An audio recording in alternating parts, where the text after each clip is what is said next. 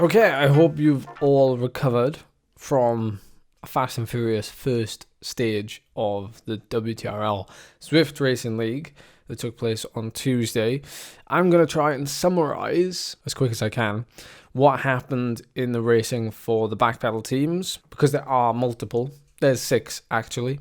There's 3 A teams, 2 B teams, and 1 C team, and I'm sure you'll get a lot of fun out of listening to me reading out the race debriefs from the team captains.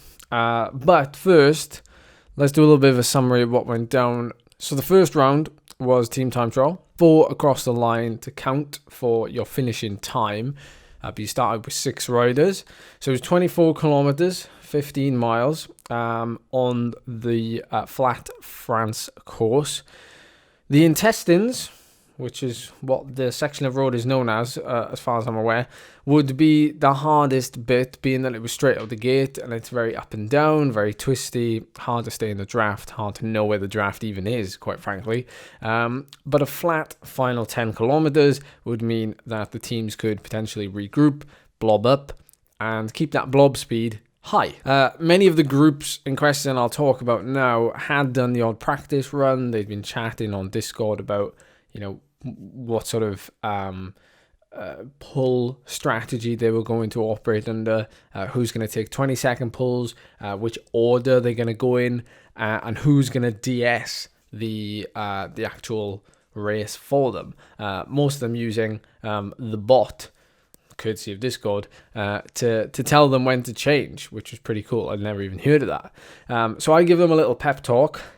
I had to stick my foot in somewhere, and just told them not to worry, no pressure, just enjoy the racing, and I'm sure they will. Shout out to the people, of course, behind the scenes, the team captains, and everyone else. Well, in fact, everyone. Everyone deserves a shout out because of how quick they've managed to get this together and off the ground and working and entered, and I just can't wait to see what happens over the next 8 weeks. So let's get into it. Fantastic night of racing. There was, quite frankly, streams everywhere on YouTube, mainly from us lot. But all of our teams managed to get inside the top 10 of their division. So first up, we have the A division. This division is made up of 3 of our teams. We have the Racers Without Mercy, the Amino Acids, and the Southern Ambassadors.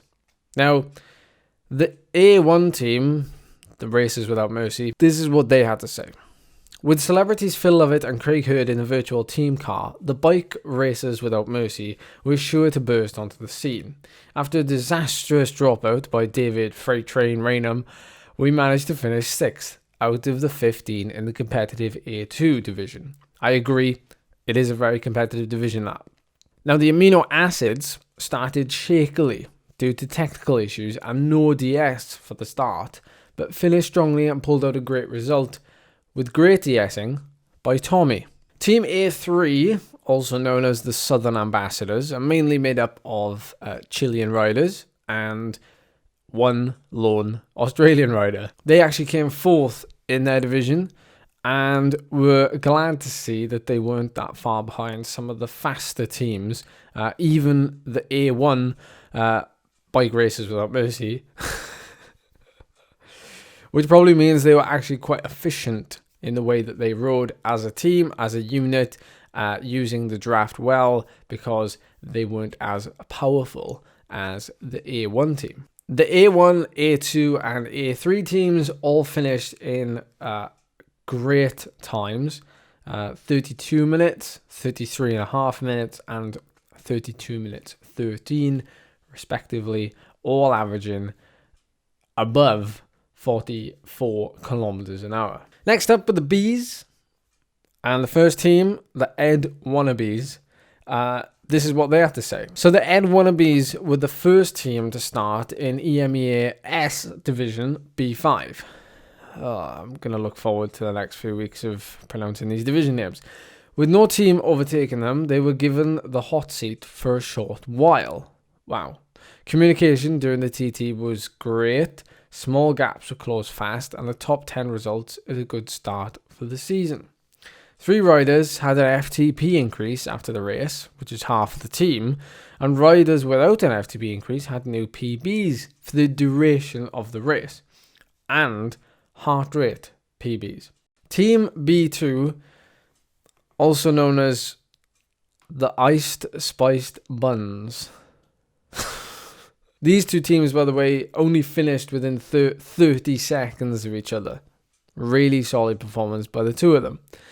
The Iced Spiced Buns started the season with a great team effort. From all meeting up before the race to finalise the tactics, to a group decision to show the team that had just overtaken them how to ride a team time trial.